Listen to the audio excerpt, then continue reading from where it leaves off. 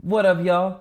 Scene Setters in Denverse Sports, episode 2 of the podcast. What up, Derek? Not much. I don't know why I said that.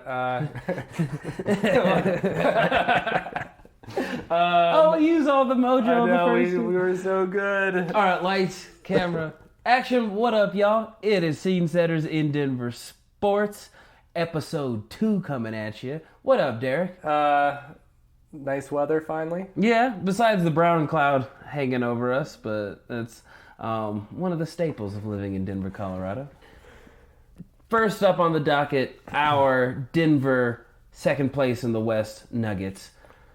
We just got above freezing, but right now they're feeling a little bit cold, aren't they?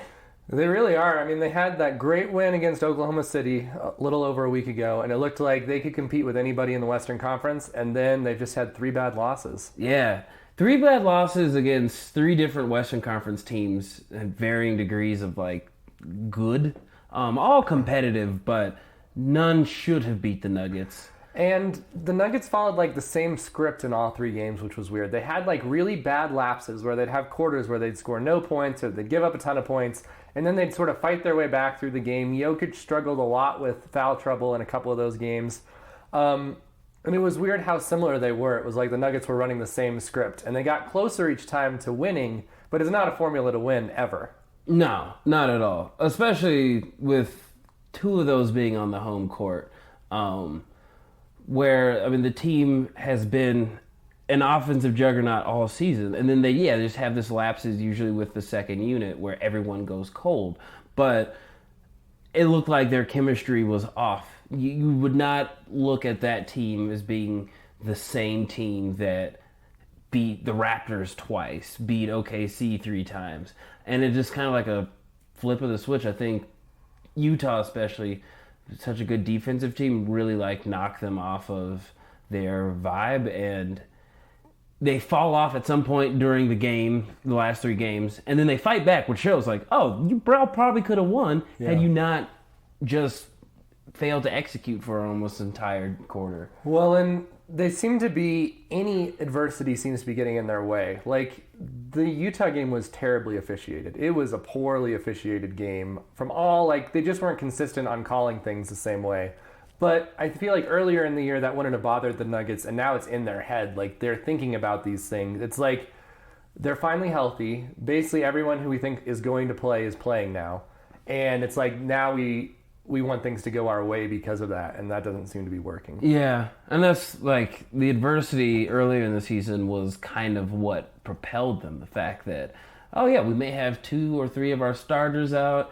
We're on back-to-backs, and that's what kind of gave them the edge. Mm-hmm. But now, they might be a little comfortable, a little too confident. Still, I feel like this team is so frustrating because they'll take those, spot up threes with 20 seconds left on the clock. And that's just not a formula for success. But whereas they felt earlier in the season those shots would fall, they're not now. And I think its decisions are playing them out of games as opposed to them getting beat by the other team a lot of the time. Yeah, and I think after one of those games they said, we were trying to play one-on-one hero ball, which is never their best. We've talked about this before. Their best offense has a lot of passing and a lot of movement, and they sort of got away from that a little bit. I think there are a couple of reasons for that. They have too many point guards, which means that everyone's trying to touch the ball. Mm-hmm. And I also think they've lost a little bit of their dynamicism with the lack of youth. They've added more older players. It's sort of they know too well to play that way, but they need to get back to playing that kind of basketball. Yeah. And I kind of feel that every statement we've made can be directed at one single player who has been added recently. The dynamic Isaiah Thomas, back from injury for, I think, the last 10 games or so. Yeah, and I think really the last 5 where he's had a big role. Yeah. I think, this is the focus of Nuggets Nation right now, what to do with Isaiah Thomas. Some people are just banish him, don't let him in the locker room anymore. And some people are he's the heart of the team, we need him for that role. And I think We're going to sort of talk about that, but we sort of want to talk about like the roster configuration around Isaiah Thomas as much as him. Yeah. He had 2 good shots in that Utah game that were like vintage Isaiah Thomas, almost Allen Iverson shots, where it was like, that should not have been taken, and it went in. Mm-hmm. And he hasn't done that at all otherwise. Like, it just doesn't seem like he's playing the game that we remember from the Celtics. No. It's like, really, he's not playing that game because those shots that he's taking aren't falling the same way. Yeah. And for a guy who's like 5'8" and will give up points on the defensive end, you have to make those shots to be an effective player on the floor. But it really then comes around, like, if he's getting minutes, who is he taking away from? And what are the best lineups to make this team the contender for a deep playoff run that we've seen them prove to be all season thus far? Well, and a couple things on that. First of all, the thing about Isaiah Thomas is he is not a long-term fixture in Denver if he still thinks he's going to be a star. Like, there just isn't room for him. So the Nuggets need to not worry so much about what's best for him because he's not going to be here in 2 years. Like, I just don't see any way. The other part of that is, where does he hurt you when he's on the court? And that's what I feel like, instead of like, how is he helping you, or where is he like what does it mean when he's on the court? And right now it means defenders aren't afraid of him because they don't feel like he's making the shots. And on defense, he is just like a guy standing there, like basically a cone. Like that's his defensive style is you have to go around him. Other than that, you're fine. Yeah. If not, like, I'm sure there's a player or two who could probably step over him to drive to the basket. But it's tough because he's been, when he was injured, he was like a $2 million cheerleader, and people say like he proved his value to the team in that role alone, that he was the first guy to high five players into the timeout and would be very vocal on the bench yelling. And you're not going to get that if you sit him down again because he's going to be pissed. He's very much... The reason a guy like him is in the NBA is because he has so much belief in himself and has shown it over his career that he can play at a high level. But coming from injury, he's now, I think, 29. And it just kind of looks like his step is a half step slower. And for a guy playing at such a size disadvantage, you need every step to count. And if he's just not driving to the lane the same way... And then, if he's chucking up shots that you don't want him to take and they're not going in, it's really a detriment. Especially when we have... Like, we thought he was going to be a great addition before Monte Morris came in and has played like a veteran point guard.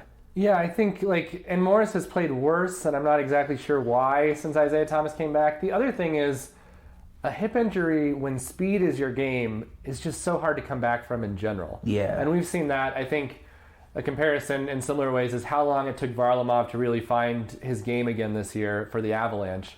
Similar to the Nuggets, speed is how Varlamov moves around the crease. Yeah. Speed is how Isaiah gets open and makes those turns and beats defenders. And I think that maybe he's never going to be that guy again, as you were saying. Like, maybe the age is catching up to him. But even if it does... it's looking less and less like it's going to be this year. Yeah. And so then what is it that we want the Nuggets roster to look like? Like, what is the best setup? And, right now, their starting lineup is who they wanted to start with coming out of the offseason. It's Murray and Harris as the guards. And then you have Barton and the 3, which is kind of a swing between the guard-forward role, and then Millsap and Jokic. Mm-hmm. And is that your best starting lineup, and is that your finishing lineup right now? I mean, at the beginning of the season, that was clear cut. Yeah. Very clear who those starters would be. But coming back from a hip injury, Gary Harris hasn't necessarily gotten to form yet. And again, no one thought Malik Beasley would rise to being a starter for at least half the league. Yeah. And is kind of playing himself out of Denver because he's going to command a contract we may not be able to pay. And he did a great job while Harris was out. And then with Barton, signed him on for a longer term because thought, he's a smaller small forward, but a big shooting guard and a good energy guy when his shots are falling. But Torrey Craig, although definitely can become a liability on offense, his defense has been just great. And a team that struggles from guarding the perimeter so well, like, a dog on defense is a guy that you need in the playoffs. And if he's only getting like 10, 15 minutes some games because we have 35 guards on the team, that kind of feels like a detriment. So, and the other thing on that, there was an article that came out that Barton actually asked to guard Westbrook in that Oklahoma City game that they won.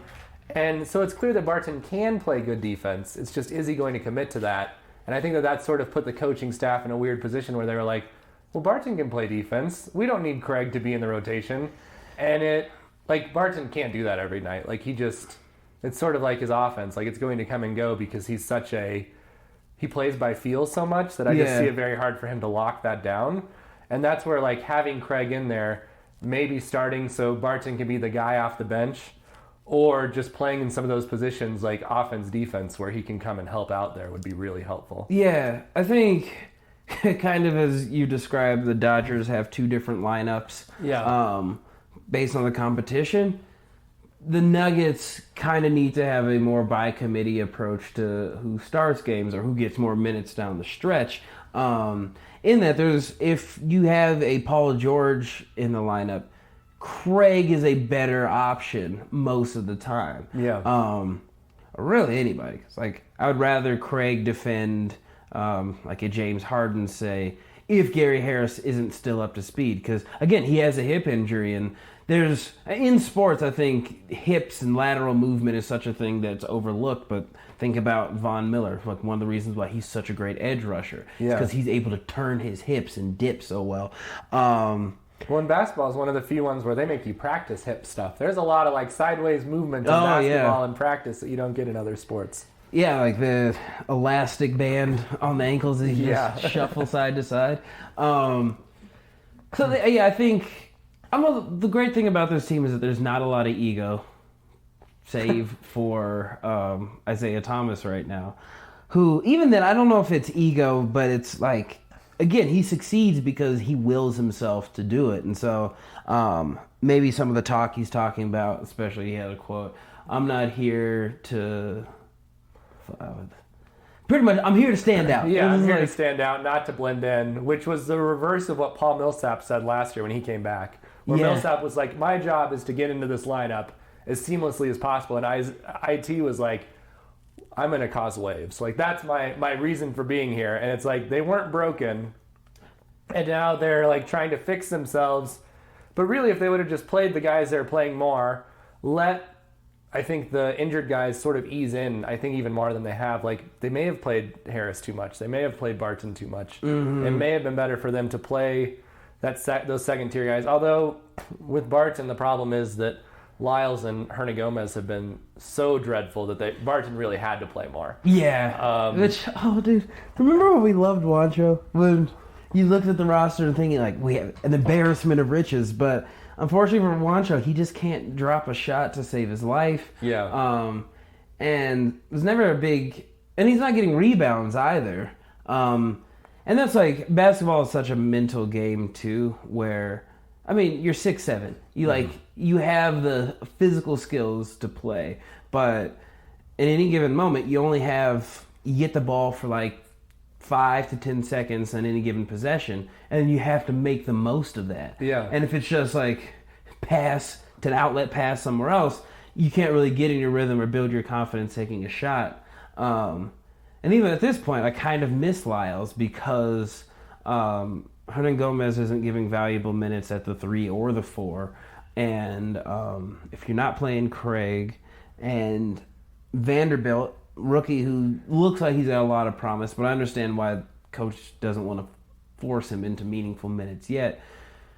As deep as this team is, you still feel the holes if people aren't being able to step up the way they were in, say, December and January. Well, and just on the way Malone's thought about this, he's played the 3 guard in a lot over the last week or two, where he's played Morris, IT, and Beasley all at the same time, or Murray in the place of one of those guys. Mm-hmm. And it just hasn't worked. Like, they need to get back to the fundamentals of that. And that means probably playing Lyles and Hernangomez more, playing Craig more. Just because the 3-guard thing, it's not going to work in that configuration, I don't think. No, well, I mean, especially if they're not moving the ball on offense, like everybody cutting, you trying to do like the Suns shoot in 7 seconds style, where you hurt the team with your smaller size, the other team with your smaller size, by driving down the court, getting shots up, keeping them reeling on defense. But like, say Utah was a great defensive team, was able to bother the guards that they're not able to get those shots off or the open pass off as quickly. And yeah, as you said, they've lost in similar styles, in that they just had minutes where it's like, did you forget how to basketball? And then they realize, like, oh shit, we might lose this game. Let's start playing like we have been. But it's always come up too short. And like the last loss in San Antonio, which continues a 7-year streak. Yeah.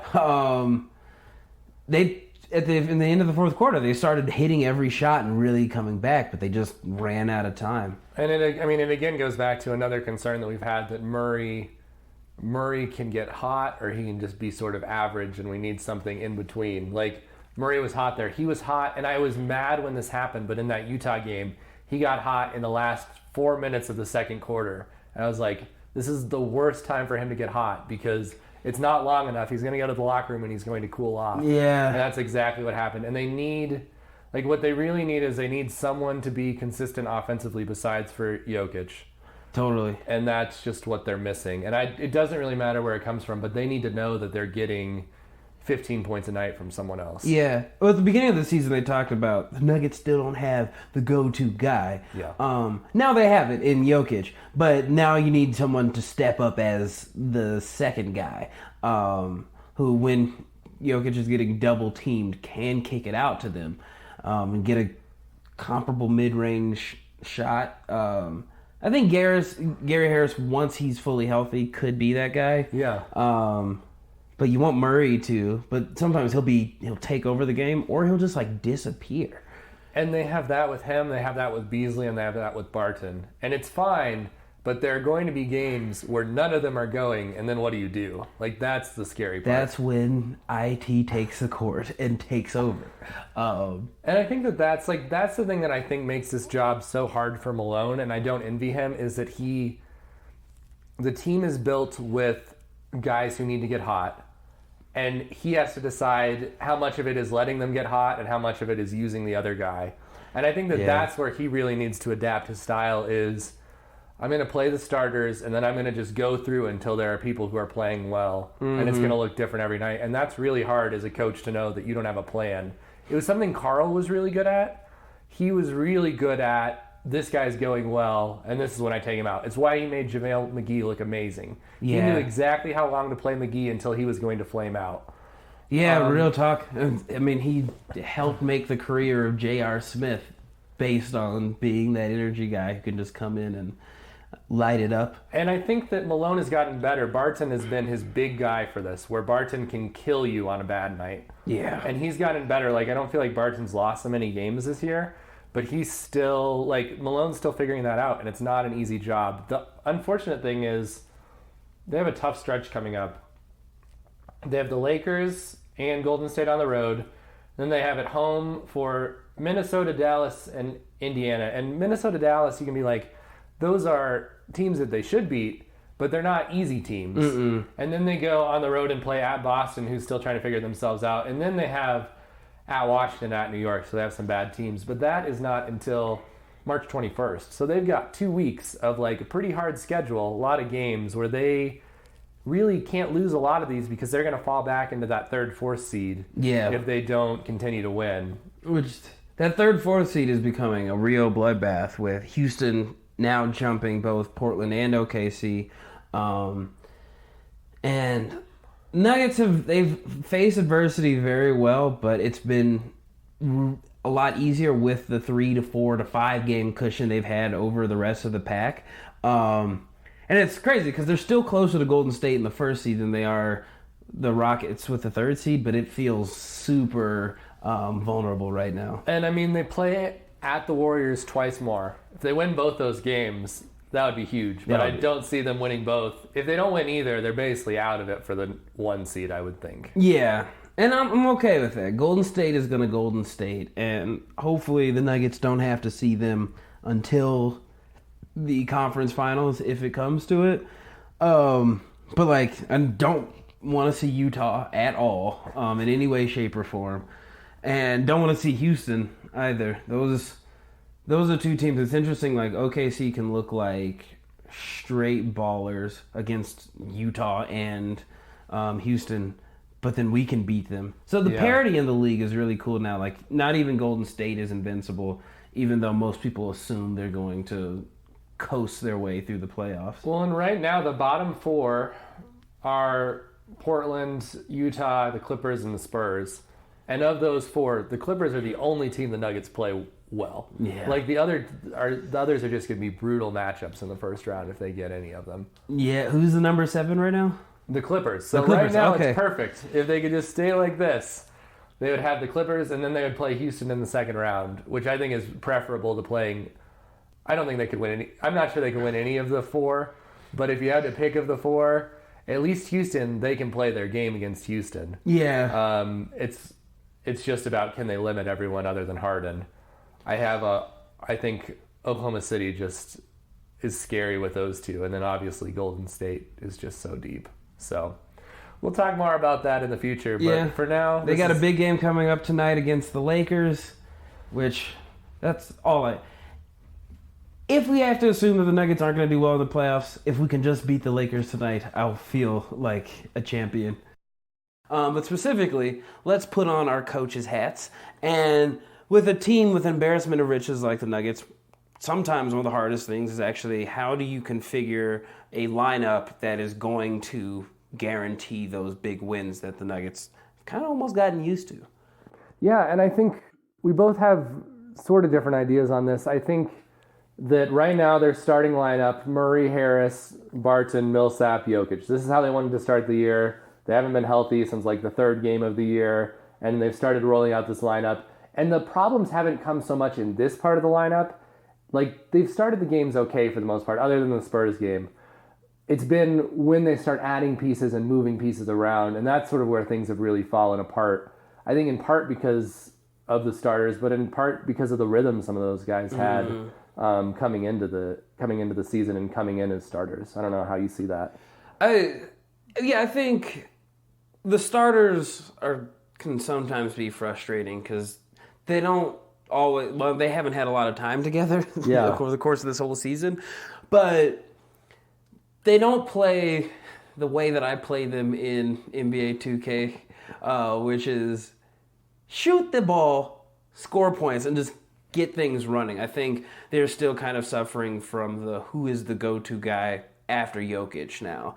And when everyone's hot, they can certainly put up the score very quickly on an opponent, but I think everyone still has too much of a pass-first mentality if it's not like pass for the open shot, kind of that beautiful game motif. So let's start. So if we assume that the starters are going to be Murray at the point guard, Harris at the 2, Barton the swing 3 guard, small forward, and then Millsap, Jokic in the front court. You got those minutes. Who is your 6th man if that is your starting rotation? I really think that Beasley is the 6th guy for me because they have this roster right now where they have 3 guys who you need one of them to get hot a game, and that's Murray, Barton, and Beasley. And if one of those guys is hitting threes, you're in pretty good shape. You need to know which one of those guys is going to be, and so he's the first guy that I switch in probably pretty early, especially if neither Murray or Barton seem to be doing well, just to sort of see what's going on there. How do you feel about that? What are your thoughts? I like Beasley definitely has been playing with all the 6-man potential. I think still, while Harris is a little bit hurt, that Harris is the guy that you bring out first, in that he can maybe anchor the team later on in the game. I like a setup with Murray and Beasley on the court together. I'm a big chemistry guy and like a bit of a sucker. They're good friends. I want to see good homies ball out together. Barton is actually also a guy that I'm kind of like. So far he hasn't lost games for the Nuggets, and like sometimes Nuggets Nation has been very frustrated with him. Sometimes it seems like he'll just shoot the ball. We don't need him to take a shot, and he can shoot us out of games. I would like to see Torrey Craig get more love. I don't necessarily see him as a sixth man, but while Barton was out for close to 40 games, I think, this season, Craig, while always not a great offensive dude, had been a great anchor defensively. And I think as much as the Nuggets can score, that they can also let the other team score. Yeah. And so right now on the roster, there's not a go-to punch you in the mouth type of guy, but Craig, I think, is a best disruptor. So if, say, the Nuggets get out to a fast start, switching Barton out early to put Craig on the best offensive player of the opponent could disrupt any chances of a comeback. Because that's been the problem. Like, basketball is a game of runs, but if you can mount a run on top of a run, you can lock a game up pretty quickly. And so far in the last 3 games, and even in games leading up to the losing streak, they haven't been able to do that. So I want Torrey Craig back in the lineup more. And I would say Beasley is a 6-man, but the 6.5 guy, I would like to see Torrey Craig in there for defense. Well, and I think for me the big change, other than Isaiah Thomas, which we'll get to in a second, is that I would like for them to get away from this idea of having a second unit. I would like for them to make changes more quickly, put guys in so that you always have starters on the floor, because that was really what was going well for them when guys were hurt, because they didn't have enough guys. Yeah. So they didn't have a 1 unit and a 2 unit. It was like, we're going to bring people in. We're going to bring Plumlee in early for Millsap. We're going to make sure that Morris is out there with Murray sometimes, or Morris is out there with Harris, just so that you have that sort of just always rotating, always changing things up way to see who's working that night, because that's really what matters, is who's playing well with who. Yeah.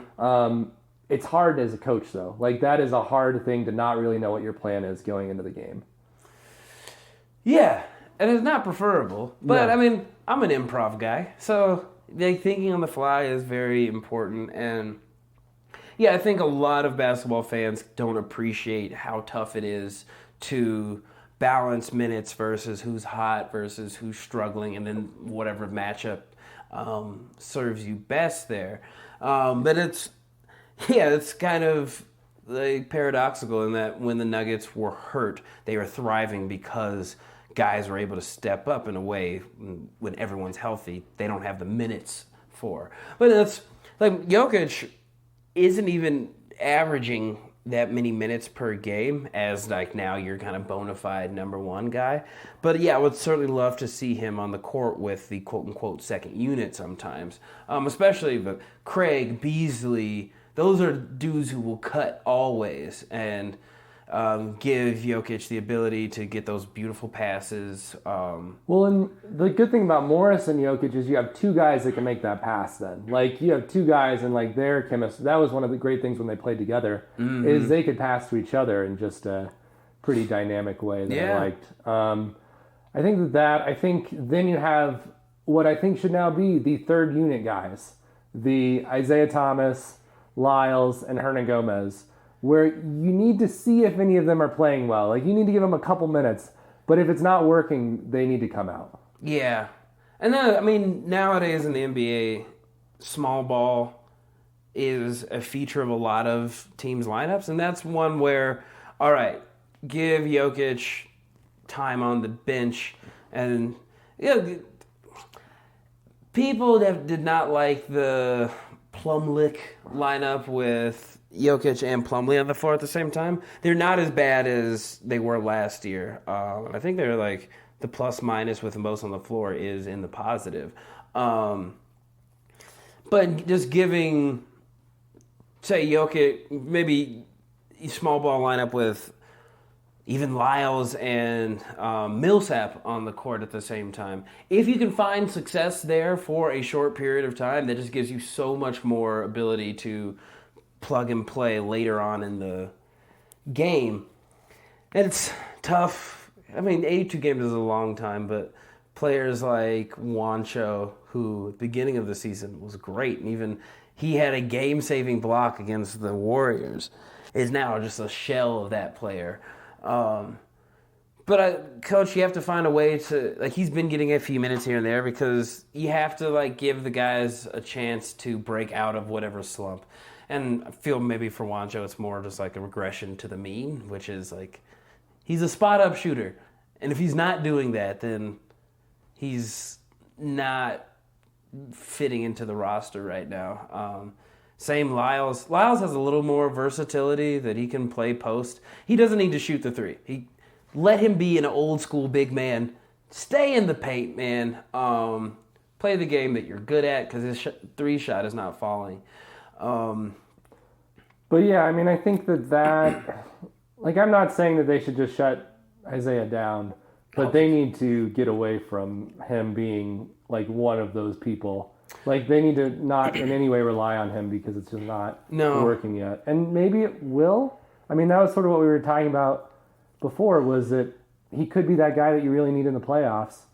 I think that with this team, you just need to keep going through and giving the people the experience because they could have another injury. Like, the fact that they're all healthy is like an apparition with this team. Yeah. And I think that we don't know what's going to work right now. And that's a weird place to be, where they're in the second seed, they're battling for the first seed and trying to hold off the third and fourth seed. But they don't have an identity right now other than Jokic. Yeah. And that's why I would like nominate Murray to be the second option. Mm-hmm. Because especially when the team was depleted, their two-man game was just a thing of beauty. Like, I think of that as several years ago, even like the Brian Shaw years, where you're just like, I would just love our team to be exciting and good. And then you saw that in several games with Murray and Jokic, like, wow, our guys are doing it consistently and confidently. And that's where really what I think coach is having to work towards is, how do I get these guys confident again, that when they're on the court, they know that they can make the shot and they're making the right choice, which is part of confidence too, is like being smart with the ball. And unfortunately, Isaiah Thomas has all the confidence, but right now he's not playing with the team in a beneficial way. Yeah. Which is tough, yeah. It's not the storybook way where it's like, oh, the team's struggling. Isaiah, you're up. Go in there and score some points. That you need a lot more of the logistical stuff to work first. But I don't want to see him, like tonight, against the Lakers, his former team that he played maybe 20 games for at the end of last season. This seems like a game I could nominate him to go out and give us positive minutes. But as soon as he's not giving positive minutes, it's like, all right, Morris back in the game. Yeah. That you don't have to play any single player outside of Jokic. So go to the hot hand. Yeah, I think go with the hot hand and just see what you have and realize that people may have been playing at a higher level because they knew the stars were out. Like, they knew they had to make up for Murray. They knew that they had to make up for Millsap. They don't anymore. But they need to have that mentality because they're not going to play their best if they're sitting back and waiting for other people to rise to the occasion. So the biggest sports news of the last few weeks was definitely the Rockies signing Nolan Arenado to a 7-year deal. That completely changes the landscape of how we look at the Rockies and sort of Denver sports, because we have a guy who we know is going to be there at least for 3 years, because he has an opt-out after 3 years, but for 7 years where you can breathe and sort of say, we're building around this guy instead of, do we have to have two plans for if Arenado is still on the team or if Arenado leaves? So I was thrilled. It was great news to wake up to. Kind of a surprise, but the Rockies ownership pulled out those big bucks for him, which then started the cash grab for the other two big free agents in Machado and Bryce Harper, but it was like 22.55 mil, 7 years with a 3-year opt-out, which gives the Rockies 3 years of Nolan Arenado still very much in his prime. So the window has been opened up significantly. The first big question is, so the Rockies made it to the National League wild card last year and promptly flamed the hell out. Derek, do you think the Rockies, now having Nolan locked up for a significant period of time, will be better this year than last year? I think that they should be, and there are several reasons for this. Their hitting was terrible the second half of the season, and they still managed to make the playoffs. Like, Nolan wasn't hitting well. Trevor went on that, like, save the team run, and, like, sort of did. But everyone else was just not hitting very well. Like, Blackman was down. They couldn't really figure out what was going on with anyone else. You had Desmond just weighing them down. And so from that standpoint, it feels like the hitting should be better. Murphy has been Daniel Murphy, not the catcher for the Rockies, the free agent signing, has been pretty consistent, like pretty similar to LeMahieu, but maybe with a little more power.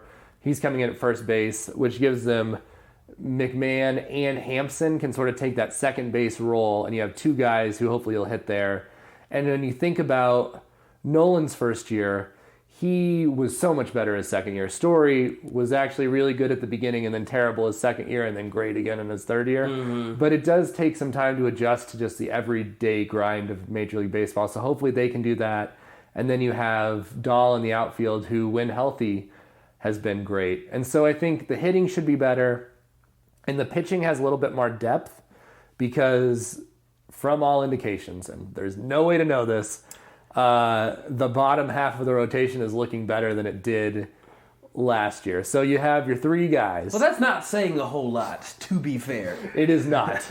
But you have you got Freeland, Marquez, Anderson, pretty like firm at the top of the lineup. But then you've got options back there where Gray has apparently looked great in the offseason, even though he was just an automatic loss and didn't even make the roster for postseason.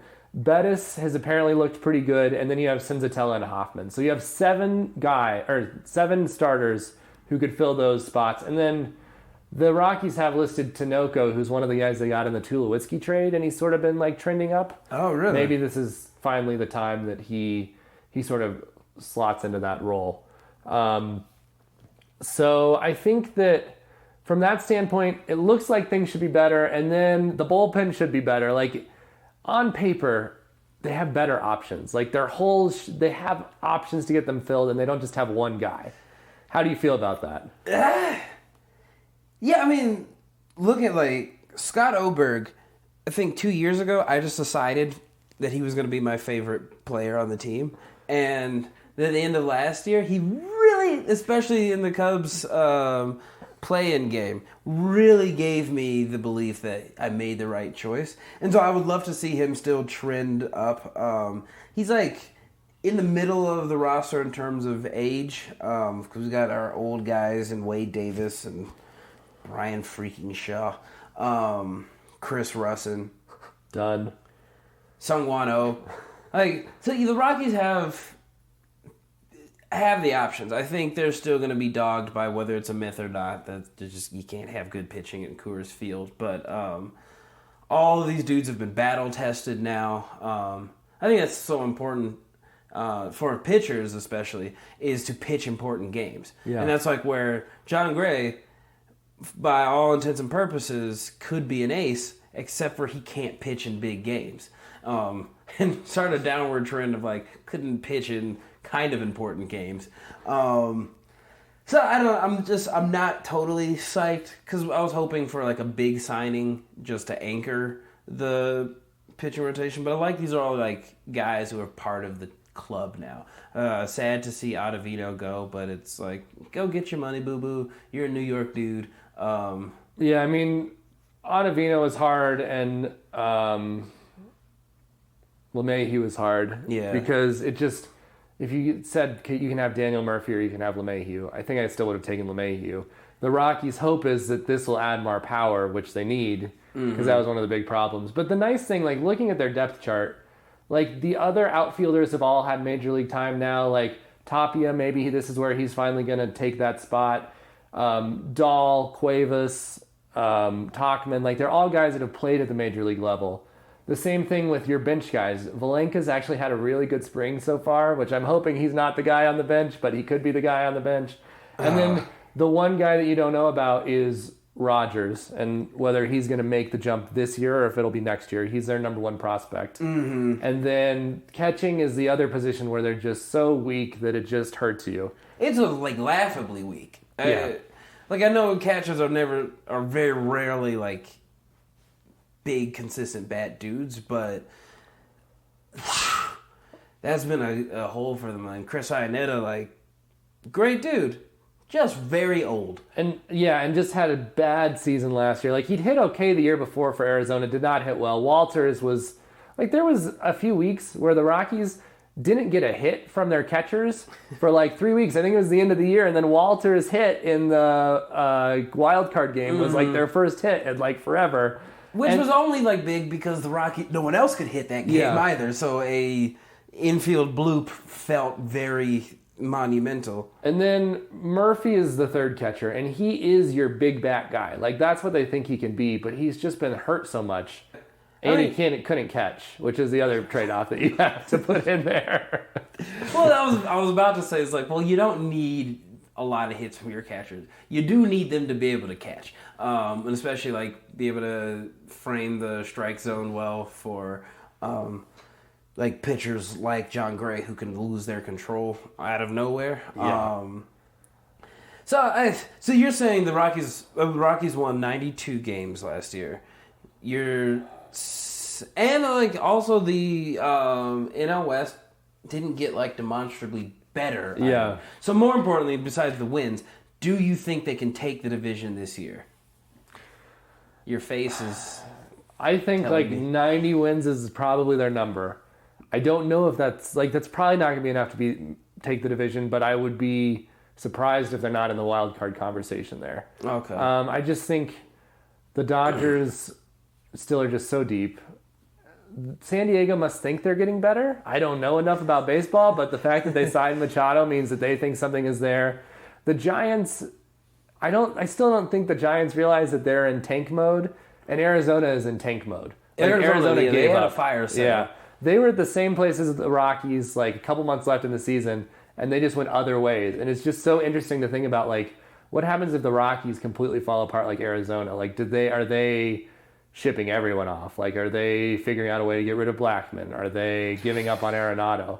And instead, they went the other way, like two very similar teams that the Rockies know very well. And so I think that is sort of, the Rockies are still on the upward trajectory, and they have to be good the next 3 years, because if they're not, Arenado will leave.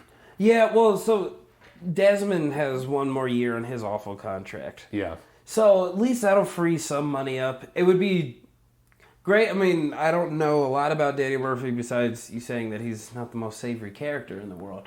There have been several people that will be donating money for every hit and run that he gets to charity organizations that help support the LGBT community. So if you would like to get in on one of those pledges, this would be the time. Really fight the homophobia that is Daniel Murphy and still root for the Rockies. That's beautiful. So now I can root for him fully in being a Rockies fan and being a petty. Maybe we should come up with something that we're going to do. Right, yeah. I'll do a push-up for every hit. Oh, that doesn't serve the LGBTQ It could. community. It depends on how buff you're getting and exactly what you're doing with it. You're right. But so we have hopes that we have a better first baseman. Okay, so neither of us are totally convinced, but the Rockies are trending upwards, which gives hope in the same way that at the beginning of the season, the Nuggets were trending upwards. If you believe in the Rockies guys as much as the Rockies believe in their guys, you should feel pretty good about this season. That's great, because there were plenty of times the Rockies didn't believe in their team. So we'll see. I'm very excited. Nolan's going to be hopefully a Rocky for life here. Oh, bless. Well, are you going to opening day? Yeah, I'm going opening day. Well, God bless you, my friend.